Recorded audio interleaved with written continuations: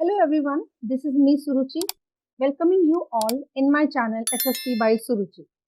Here I am bringing another very interesting chapter of history, print culture and the modern world. Today we are proceeding class 1 of the chapter. Students, this chapter is dealing with how the print culture and the print technology developed in the world and how it made our lives impossible without it. Maybe you have never paid attention on how this printed textbook culture emerged. So in this chapter, the whole history of print culture and its journey to the modern world will be discussed thoroughly. So students, for today's class, the bullet points are introduction of the chapter, the first printed book, earliest printing in China, calligraphy, use of printed material in the imperial state in China, printing diversification during urban culture in China, new reading culture in China, earliest printing in Japan, oldest Japanese book, picture printing introduced, various types of printed books in Japan. So students, let's continue with the chapter. You all are being advised to have your NCERT book, pen, pencil or highlighter. So students, let's continue. Before continuing this chapter, one more thing I want to introduce you. The seventh chapter I have picked on the demand actually. The rest of the left chapters would be definitely be released timely. Okay. So let's continue this chapter, print culture and the modern world. So students, print culture, जैसा कि आप पहले से जानते हैं कि print क्या है। प्रिंटिंग यानी कि जैसे कि आपके हाथ में जो बुक है वो भी प्रिंटेड टेक्स्ट है, ठीक है। तो ये एक कल्चर कैसे बना, प्रिंटिंग कैसे एग्जिस्टेंस में आई, सबसे पहले इंट्रोडक्शन में हम लोग यही पढ़ने जा रहे हैं। Let's continue. It is it is difficult for us to imagine a world without printed matter. We find evidences of print everywhere around us, in books, journals, newspapers, prints of famous paintings, and also in everyday things like theater programs, official curriculars, calendars, diaries, advertisements, cinema posters at the street corners. यहाँ पे आपको बहुत छोटी सी बात बताई गई है कि आज की दुनिया तो हम बिना प्रिंटेड मटेरियल के इमेजिन ही नहीं कर सकते हैं। अभी तो यहाँ पे सिर्फ printed books, magazines, general newspaper और पोस्टर्स की बात की जा रही है।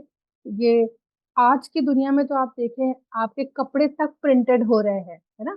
आपके ग्राफिक टी शर्ट से लेकर के प्रिंटेड हैंड बैग्स तक बहुत सी चीजें प्रिंटेड आ रही हैं। तो अब प्रिंट, ये जो प्रिंट कल्चर है यानी कि प्रिंटेड जो टेक्नोलॉजी थी, प्रिंट टेक्नोलॉजी, ये कैसे एग्जिस्टेंस में आई, इसकी बिगिनिंग पहले देखते हैं। We read printed literature, see printed images, follow the news through newspapers and track public debates that appear in print. ये वो बेसिक चीजें हैं जो हम प्रिंट में यानी कि प्रिंटेड टेक्स्ट में हमारे लिए आसपास अवेलेबल है, चाहे वो लिटरेचर हो, बुक हो, पिक्चर्स हो, इमेजेस हो, न्यूज़पेपर्स हो, पब्लिक डिबेट जो कि पेपरों में छपती हैं, वो सारी चीजें। We take for granted this word of print. हम इसको ये नहीं कह सकते कि हम ग्रांटेड लेते हैं, मगर हम इसके इतने यूज टू हो गए हैं आज के टाइम में कि हमें लगता है कि अच्छा, इसके बारे में भी कोई हिस्ट्री हो सकती है क्या। तो इसी टाइम के बारे में बात हो रही है। And often we forget that there was a time before print, जब ये प्रिंटिंग और प्रिंटेड चीजें अवेलेबल नहीं थी, तो भी एक टाइम था। तो उस टाइम में कैसे लोगों का गुजारा होता था, कैसे लोग कम्युनिकेट करते थे, या इस प्रिंटेड टेक्नोलॉजी की जरूरत क्यों पड़ी, ये देखते हैं। We may not realize that print itself has a history, which has, in fact, shaped our contemporary world. Definitely, we cannot deny that shaping the contemporary world is definitely having a contribution of print culture. खास करके जो किताबें हम पढ़ रहे हैं, जो newspapers हम पढ़ रहे हैं, मैं बुक्स को बहुत बहुत क्रेडिट देना चाहूंगी, क्योंकि किताबें ही हैं जो इंसान की पर्सनालिटी को फ्रेम करती हैं, ठीक है। और किताबें तब तक नहीं होती जब तक इतना पॉपुलर नहीं होता प्रिंट कल्चर, क्योंकि मैन्युस्क्रिप्ट्स का तो स्कोप कितना लिमिटेड होता है वो आप भी जानते हो। So let's continue. What is this history? When did printed literature begin in curriculate? When did printed literature begin to circulate? How has it helped create the modern world? In this chapter, we'll look at the development of print from its beginning in East Asia. देखिए, इस chapter में अब हम लोग पढ़ेंगे कि ये जो प्रिंट है ये डेवलप कहाँ से हुआ, इसकी जर्नी पढ़ेंगे कि बिगिनिंग हुई ईस्ट एशिया से और ये एक्सपेंड होकर यूरोप भी पहुंचा और इंडिया भी पहुंचा. We will understand the impact of the spread of technology and consider how social lives and cultures change with the coming of print. ये पूरी जर्नी पढ़ेंगे कि इस प्रिंट टेक्नोलॉजी के आने से दुनिया में दूसरों की लाइफ पर, सोशल लाइफ पर, कल्चर्स पर क्या इम्पैक्ट पड़ा. आप ये एक प्रिंटेड बुक का फॉर्मेट पेज देख सकते हैं, कितने ब्यूटीफुली इलस्ट्रेटेड है. तो स्टूडेंट्स, हम लोग अपना फर्स्ट पार्ट कंटिन्यू करने जा रहे हैं, that is the first printed books. मैंने आपको अभी बुलेट पॉइंट्स में बताया है कि सबसे पहले हम लोग क्या पढ़ेंगे. द फर्स्ट प्रिंटेड बुक में अर्लीस्ट प्रिंटिंग इन चाइना, यानी कि सबसे पहले हम चाइना के बारे में पढ़ेंगे एक सिस्टमैटिक तरीके से, फिर हम जापान की तरफ आगे बढ़ेंगे. The earliest kind of print technology was developed in China.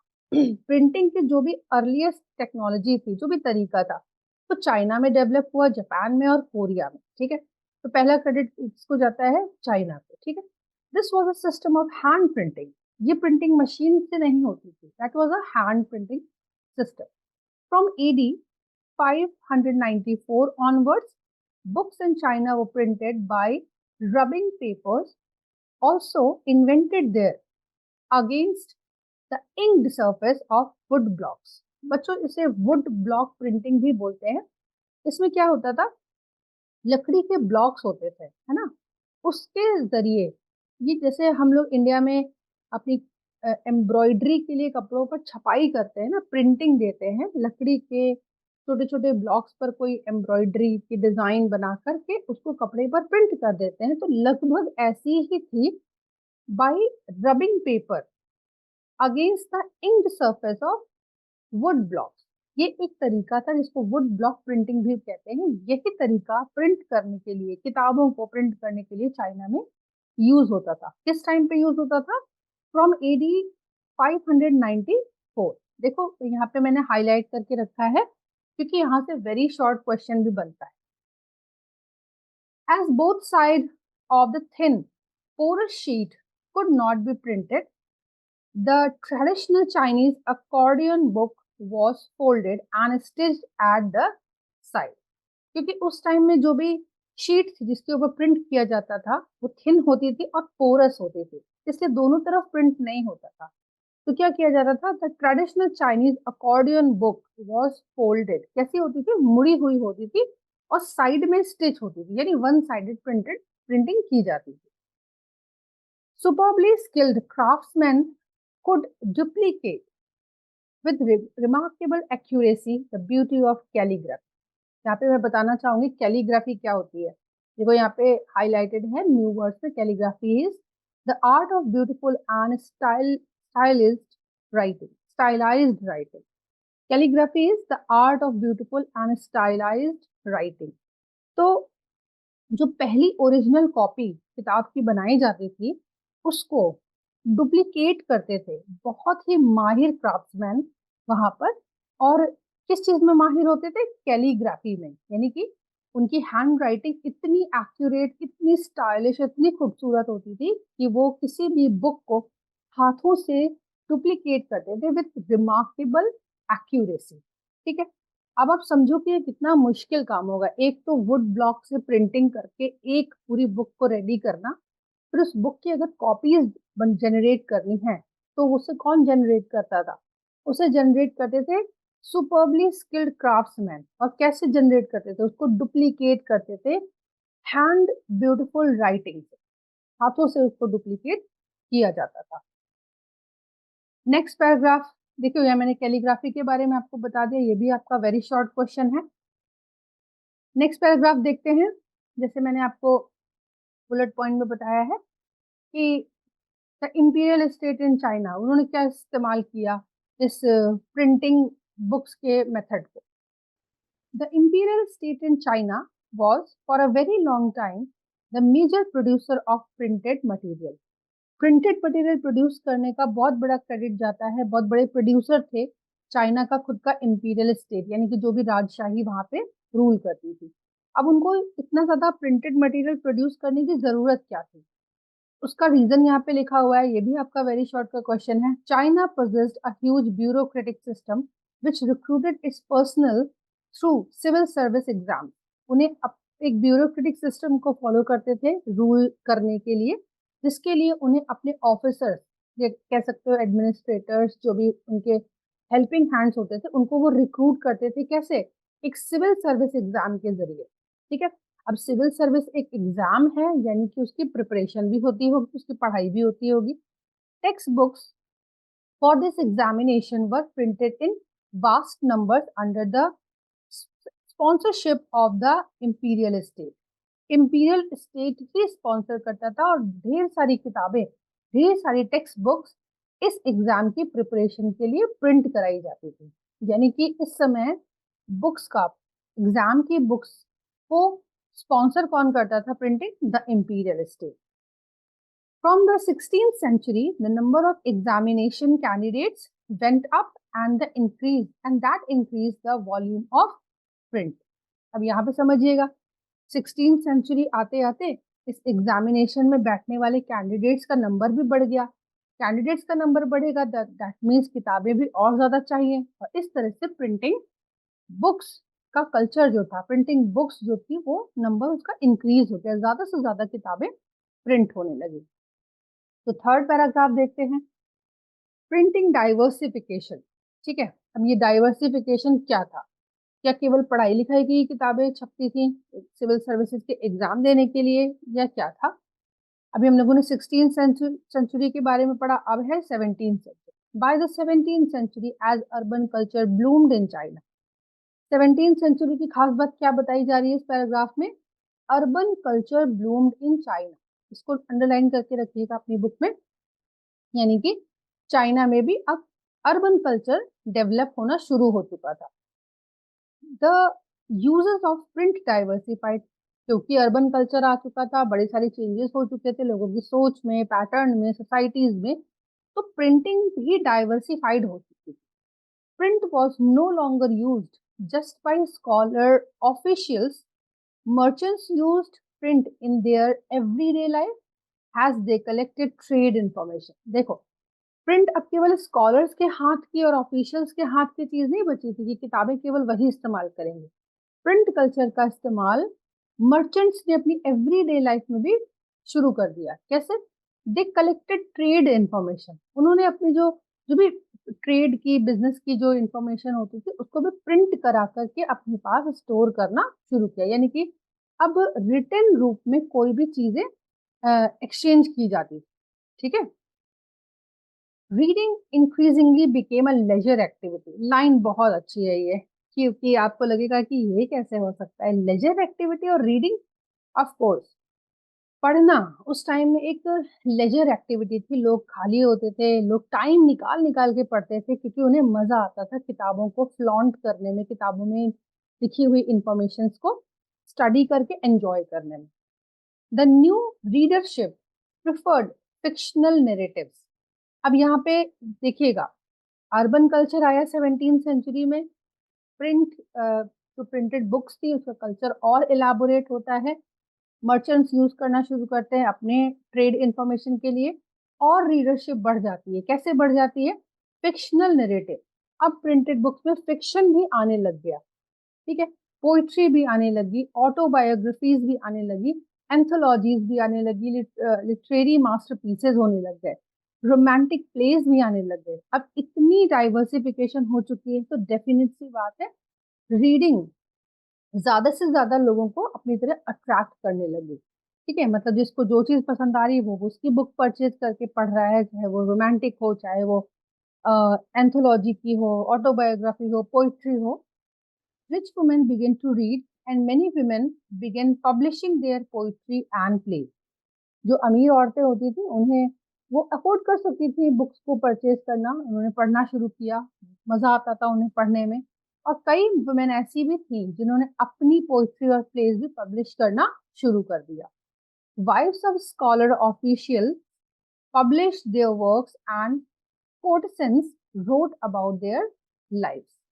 जो स्कॉलर या ऑफिशियल्स होते थे उनकी वाइफ्स भी इस पब्लिशिंग में कंट्रीब्यूट करती थी, अपने अपने कामों को पब्लिश कराने लगी, चाहे पोइट्री हो चाहे प्ले हो, कोई भी चीज हो।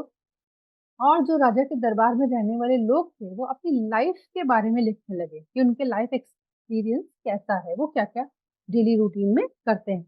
जैसे आज की डेट में आप देखते होंगे यूट्यूब पे व्लॉग बन रहे हैं, हर छोटी चीज पे व्लॉग बन रहा है। तो ये भी एक तरह की व्लॉगिंग जैसी ही थी, बट ये टेक्स्ट में होती थी। ठीक है, नेक्स्ट पैराग्राफ देखते हैं, होप आपको यहाँ तक समझ में आया हो। नेक्स्ट पैराग्राफ भी चाइना के बारे में है। अब यहाँ पे देखेंगे चाइना का जो न्यू रीडिंग कल्चर था ये किस तरह से और फ्लरिश हुआ। This new reading culture was accompanied by a new technology. ये जो रीडिंग कल्चर अभी इस पैराग्राफ में हमने पढ़ा ना, डेवलप हुआ है, इसमें और एक बढ़िया चीज जुड़ गई, वो थी नई टेक्नोलॉजी। वो नई टेक्नोलॉजी कैसी थी? Western printing techniques and mechanical presses. अब यहाँ पे क्या इंट्रोड्यूस हो गया? Machine presses. ठीक है, वो मशीन्स, वो प्रिंटिंग टेक्निक्स जो मैकेनिकल थी, were imported in the late 19th century as Western powers established their outposts in China। ठीक है, वेस्टर्न पावर्स ने अपने आउटपोस्ट स्टैब्लिश किए चाइना में, जिसकी वजह से बहुत सारी मैकेनिकल प्रेसेस अवेलेबल हो गई, प्रिंटिंग टेक्निक्स नई नई आ गई। Shanghai became the hub of the new print culture. और शंघाई चाइना में एक नया हब बन गया प्रिंट कल्चर के लिए, catering to the western style schools. और यहीं से शुरुआत हो जाती है, वहां पे वेस्टर्न स्टाइल की एक विधा शुरू हो जाती है। स्कूल का मतलब यहाँ पे विधा है। ठीक है, एक नया तरीका वेस्टर्न स्टाइल प्रिंटिंग का शुरू हो जाता है। ये क्वेश्चन पूछा जाता है, which city became the new hub of the new print culture. ठीक है, तो आपका आंसर होगा Shanghai. From hand printing there was now a gradual shift to mechanical printing. अब देखो, अभी तक प्रिंटिंग कैसे चल रही थी, किताबों की डुप्लीकेसी कैसे होती थी, हाथों से बनाया जाता था, कैलीग्राफी यूज होती थी। बट अब क्या हो गया, अब मशीनें आ गई, मैकेनिकल प्रिंटिंग। धीरे धीरे हाथ की प्रिंटिंग का काम शिफ्ट होकर मैकेनिकल प्रिंटिंग के कोड में चला। ठीक है, तो ये जो हम लोगों ने पूरा पैराग्राफ पढ़ा, ये हमने पढ़ा चाइना के बारे में, एक ग्रेजुअल डेवलपमेंट पढ़ा 16th सेंचुरी 17th सेंचुरी का, उसके बाद 19th सेंचुरी में कैसे ये चीजें और फ्लरिश। अब हम देखने जा रहे हैं 1.1 प्रिंट इन जापान। इसके बारे में पढ़ने जा रहे हैं, जापान के बारे में, प्रिंट कल्चर का डेवलपमेंट जापान में कैसे हुआ। Buddhist missionaries from China introduce hand printing technology into Japan around AD 768 to 770। यहाँ पे भी क्रेडिट चाइना को ही जा रहा है, क्योंकि चाइना के ही बुद्धिस्ट मिशनरीज जो थे, उन्होंने ही हैंड प्रिंटिंग की टेक्नोलॉजी जापान में इंट्रोड्यूस करी। ठीक है, ये वेरी शॉर्ट का क्वेश्चन है, इसको मार्क करके रखिएगा। The oldest Japanese book printed in AD 868 is the Buddhist Diamond Sutra, containing 6 sheets of text and woodcut illustration। ठीक है, ये भी वेरी शॉर्ट का क्वेश्चन है, which is the oldest Japanese book. उसका नाम था, वो बुद्धिस्ट बुक थी, धार्मिक किताब थी, जिसका नाम था डायमंड सूत्रा, कंटेनिंग 6 शीट्स। इस बुक में 6 शीट्स थी, टेक्स्ट इसमें लिखे हुए थे, और वुड कट इलस्ट्रेशन, बुक को और खूबसूरत बना के वुड कटिंग वाली जो पहला पन्ना, जो ऊपर की एक शीट होती है ना, पहला और आखिरी, वो वुड कट इलस्ट्रेशन वाली शीट थी। Pictures were printed on textile. अभी प्रिंटिंग किस पे हो रही थी? टेक्सटाइल पे। तो क्या और प्रिंट था? टेक्स्ट के अलावा पिक्चर्स भी प्रिंट किए गए थे। Playing cards and paper currency. तो पेपर पर भी प्रिंटिंग होती थी, जैसे पेपर मनी भी बनी, प्लेइंग कार्ड्स भी उन्होंने प्रिंट किए, और उन्होंने टेक्सटाइल पर भी प्रिंटिंग करी। In medieval Japan, poets and prose writers were regularly published and books were cheap and abundant. Medieval Japan में पोइट्स और प्रोज राइटर्स जो थे वो लगातार अपनी जो भी वर्क्स थे उन्हें पब्लिश करते रहते थे और किताबें बहुत ही सस्ते और बहुत ही ढेर सारी अवेलेबल होती थी ताकि ज़्यादा से ज़्यादा लोग उनको खरीद सके और पढ़ सके। ये एक रीडिंग को प्रमोट करने का एक तरीका था। Printing of visual material led to interesting publishing practices. देखो, विजुअल मटेरियल को प्रिंट करना ये एक नया तरीका था इंटरेस्टिंग पब्लिशिंग, मतलब पब्लिशिंग को इंटरेस्टिंग बनाने का कि उसमें पिक्चर्स भी डालो। केवल टेक्स्ट लिखा होता है तो वो बोरिंग लगने लगता है एक लेवल पे जाके। जैसे छोटे बच्चों की बुक्स आपने देखी होंगी कि उनमें पिक्चर इतनी इलाबोरेटेड होती है, टेक्स्ट कम होता है। ठीक है, तो ये एक तरीका यहाँ पे इस्तेमाल किया गया, विजुअल मटेरियल प्रिंटिंग में ऐड किया गया ताकि वो अपनी पब्लिशिंग को इंटरेस्टिंग बना सके। In the late 19th century, in the flourishing urban circles at Edo, देखो यहाँ पे कुछ चीजें बता दें। अर्बनाइजेशन चाइना में भी आया तो बहुत सारी चीजें अच्छी फ्लरिश हुई। जापान में भी जब अर्बन कल्चर आया तो और भी अच्छी चीजें फ्लरिश हुई। जापान में भी नई चीजें इंट्रोड्यूस हुई किस सेंचुरी में? 18th सेंचुरी में। अब एडो क्या है? आज की डेट में जिसको आप टोक्यो के नाम से जानते हैं उसका ओल्डर नेम है एडो। ठीक है, at Edo illustrated collection of paintings depicted an elegant urban culture involving artists, courtesans and tea house gathering। ऐसी पेंटिंग्स भी प्रिंट होने लगी, उनका कलेक्शन बनाया जाने लगा टोक्यो में यानी एडो में। उन पेंटिंग्स की खासियत क्या होती थी, क्या डिपिक्ट करती थी वो पेंटिंग्स? एलिगेंट अर्बन कल्चर, है ना, अर्बन कल्चर कितना एलिगेंट होता है, सोफिस्टिकेटेड होता है। आर्टिस्ट उसमें इन्वॉल्व रहते थे, कोर्टेसेंस उसमें इन्वॉल्व रहते थे और टी हाउसेस की गैदरिंग्स को उन पेंटिंग्स में दर्शाया जाता था। Libraries and book stores were packed with hand printed material of various types. देखो, ये अभी यहाँ पे हैंड प्रिंटेड ही बुक्स चल रही हैं तो इतनी तब भी इतनी ज्यादा अबंडेंट मार्केट में अवेलेबल रहती थी। उसी का एग्जांपल लिखा है, लाइब्रेरीज और जो बुक स्टोर्स होते थे हैंड प्रिंटेड मटेरियल से भरे पड़ जाते थे और अलग अलग टाइप की बुक्स होती थी। जैसे यहाँ पे देखो क्वेश्चन एक आ सकता है, चाइना में क्या वैरायटी थी बुक्स की और जापान में क्या थी? चाइना का भी है पैराग्राफ में, आपने मार्क किया होगा। और ये जापान में किस टाइप की क्या वेरिएशन था? Books on women, musical instruments, calculations, T ceremony, flower arrangements, proper etiquette, cooking and famous places. In topics पर ढेर सारी बुक्स लाइब्रेरी और बुक स्टोर्स में अवेलेबल रहती थी। तो यहाँ पे एक एक पर्सनालिटी के बारे में दिया है, आप इसे पढ़ सकते हैं। और यहाँ पे हमारा आज का क्लास कंप्लीट होता है। ठीक है, तो बच्चों आज के क्लास में हम लोगों ने जो स्टडी किया है वो है चाइना की अर्लीस्ट प्रिंटिंग और जापान की अर्लीस्ट प्रिंटिंग। तो आज की क्लास को मैं यहीं पे वाइंड अप कर रही हूँ। नेक्स्ट क्लास में हम लोग ये part 2 print comes to Europe पढ़ेंगे। तब तक के लिए तो अच्छे से पढ़िएगा। कोई क्वेश्चन हो तो आप कमेंट बॉक्स में ड्रॉप करिएगा। चैनल को लाइक करिए, सब्सक्राइब करिए और डिटेल एक्सप्लेनेशन जिसको भी चाहिए आप उसके साथ इसे शेयर करिएगा।